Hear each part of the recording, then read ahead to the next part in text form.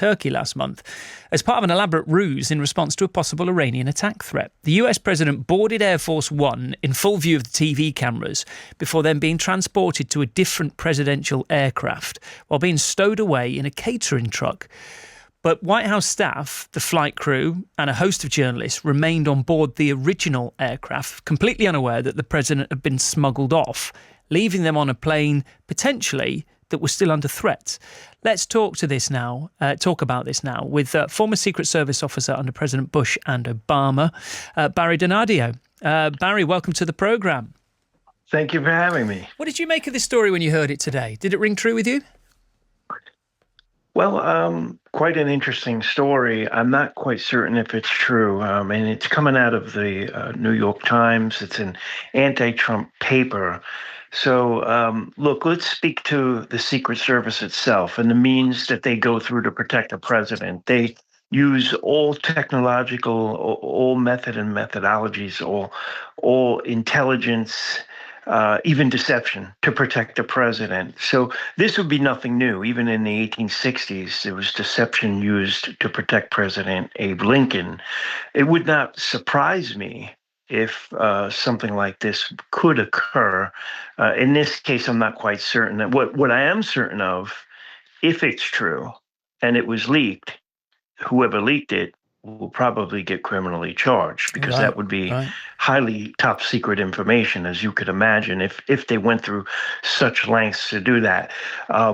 The other thing that this event points to is the severity of the threat from Iran, the Iranian regime.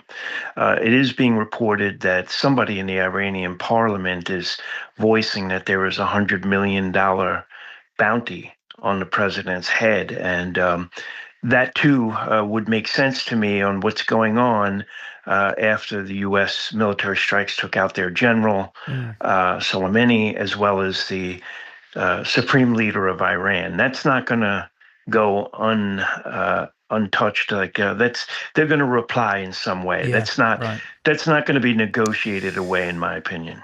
We'll talk about the fact that journalists and other members of his team were left on the original plane first, but I'll ask this question, although I think I know the answer. Can you tell us about any similar or sneaky beaky business that you were involved in with President Bush and Obama? I only wish I could. Right. I only wish I could. Okay. But what I could say to the first point is, those aircraft have countermeasures. The full might of the U.S. Air Force, the Secret Service, and let's not forget the Turks are a very great ally, NATO ally of the United States.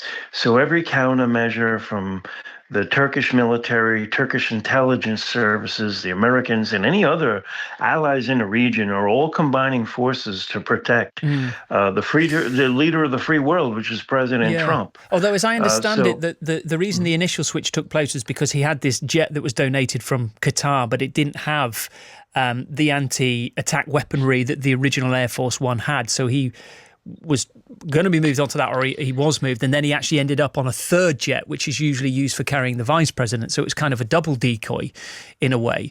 What do you make, if it did happen, what do you make of the fact that there was the entirety of the press corps and other members of his team left on the original jet, which was potentially a target?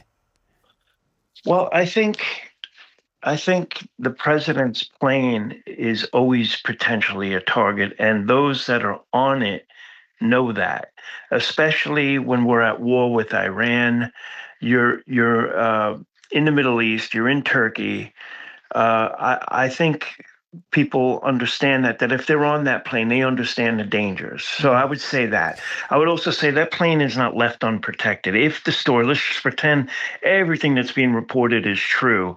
It's not like that plane is unprotected. You still have U.S. military flying that plane, and they certainly don't want to be shot down, for instance. So I would say the plane is protected.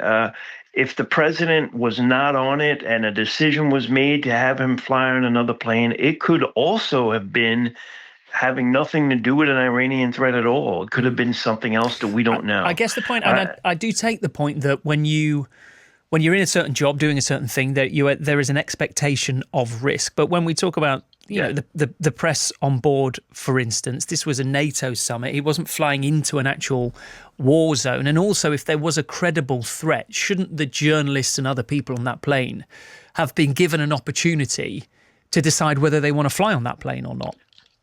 I mean, why wouldn't you tell them that there is a potential threat? Yeah, that I don't have an answer for. Right. If again, yeah, I mean, who can defend that? Yeah, of course, if I were a journalist on that plane, I would want to know. Yes, I would agree with you. I would also say, look, if I'm a journalist and I become a war correspondent, which essentially the U.S. is at war with Iran, whether anybody says it or not, there is, active military operations going against each other. Right. And I decide to get on Air Force One and fly to Turkey, which borders Iran. I have to come up with the conclusion that there is a certain amount of risk there, whether I'm on Air Force One, a civilian plane, whatever example you want to use. So I'm pretty sure the members of the White House press corps that I know understand that if they go do that, there is risk. No matter who you're with, where you're flying, or what you're doing, there is a certain risk. Right. But I understand your point too, and your point is valid. And if I could ask you a point about drawing on your experience, Barry, what would your reaction be if this got out under your watch? I mean, what would your reaction be? What would the Secret Service's reaction be to this? What would the president's reaction be to this? Because presumably publicizing security measures like this could have an impact on future operations. Right. So I'm even now, right? I've been out of the Secret Service since 2010, and I'm still bound by anything I say. I can, if I were to say something, the specific operations and security measures of the White House or the president, I could very well end up in a jail cell. Right. So that behooves me to think that somebody, if all this is true, they're actually going to the press, or maybe the press somehow overheard this and somebody had loose lips. And that's a possibility too. But I'm reasonably certain the Trump administration is probably conducting an investigation on this to get to the bottom of it. Now, as far as the president, look, the Secret Service's job is to protect the president of the United States in all domains.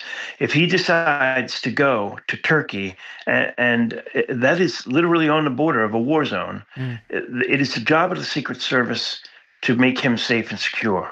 Okay. And the president decides where to go. The Secret Service doesn't necessarily tell him where to go. Yeah. Let's use the example when he visited Kim Jong-un on the border of North Korea. Right. That is a very, very dangerous place. I'm certain that they probably advised him not to go there.